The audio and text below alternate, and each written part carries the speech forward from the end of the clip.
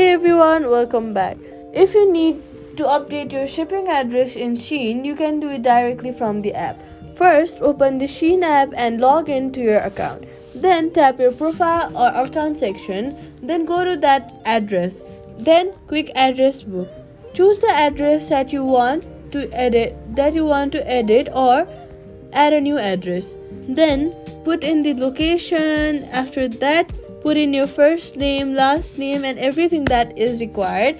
Enter the updated shipping details carefully and save the changes. If you've already placed an order, note that the address can only be changed before the order ships. Always double check your address before placing a new order, and that's it. Subscribe for more quick fixes.